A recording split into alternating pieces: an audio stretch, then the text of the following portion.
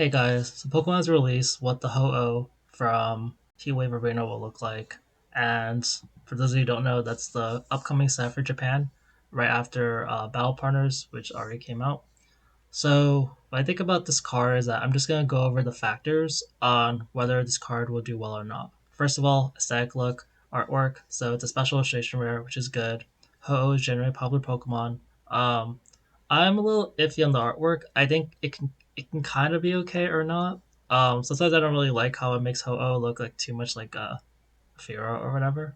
Um, but it just doesn't look as cool as I thought it'd be. But it is nice how you do see the trainer.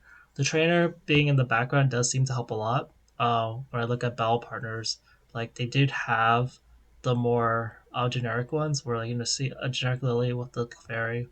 But sometimes the artworks where lilies with fairies over there, Iron Rose with Bella Bolts, and this is Zorak, they are the more top selling cards. So following that pattern, like versus like you see like and with Zorak here, it's like less valued.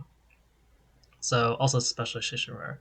Um, like they do tend to do a little better. I know the rarity is usually different too. Um, I think there's that. Ethan. I think that this will be possibly a good retro play. For people who did grow up, 151 did really well, and Johto is also was also kind of popular. Lugia and Ho are also popular Pokemon. I don't know if it'll ever be quite the same as the original 151, but I think that nostalgia play will be a factor. And if you did play the games, like Ethan from the games, like actually I had to think back. I was like, oh yeah, I do recognize this character from the games. So there's a nostalgia factor with that. I did remember I watched like they did like a mini like 4 episode series where they showed like Red's journey um on screen, and I was like, oh, like that's really cool. I never like it's like watching the gameplay online. But yeah, I know there's comments saying, hey, like it's a little iffy. So I don't think it's like they didn't really do like a Lugia, like Silver Tempest Lugia. If they did that, I think that this card would be like an instant like, oh yeah, this is a really great card. So, but like this versus this is just kind of underwhelming. So I'm not really sure how well this card will do. But I'm just here to give the factors. Other factors is when I look at the list of Lugia and Ho cards, like the Silver Tempest one is kind of the first alt art that we see of Lugia, especially when it's definitely one with the high when I look at just the high value cards. And that kind of differentiates it because before that, a lot of these cards I looked up the years. Like Aquapolis was like early 2000s, Neo Genesis was like early 2000s. So like these are really really old sets, and so like alt arts were introduced until Battle Style, so around like 2020 ish. So we're starting to finally see like a more modern take. It does give you a lot of value just to have that more modern artwork. Ho-Oh, like you look at the cards and like you see a bunch of the old sort of style artwork, like it's just the picture is in the top section, and it has the card text. And a lot of these sets, yeah, I looked up these two. A lot of these are basically early 2000 as well. Sometimes you'll see something like around 2010. Um, but yeah, part of the reason I know some of these are expensive, like Sky Ridge is a very low supply booster box, so that's also why it's very expensive. Um, but yeah, as far as like what we have compared to this, I'd say that it should at least deserve like to be one of the more expensive cards, unless like they actually mess it up like really really badly.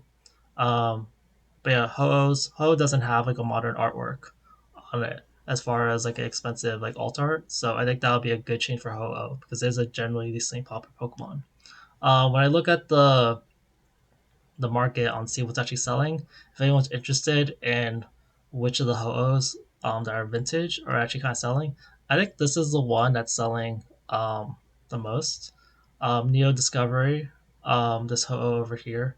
I think I see this is all listings, right? Yeah, I see the most sold for that Ho-Oh. Like there's various languages and there's like various PSA ratings, but generally, yeah, I see like this is sales from the last couple of days, February 13th. um,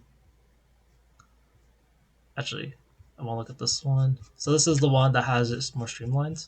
I first noticed it while I look at the full list. Basically, like February 14th, 14th, 14th, February 14th, 14th, 13, 13, 13, um, 13, 13.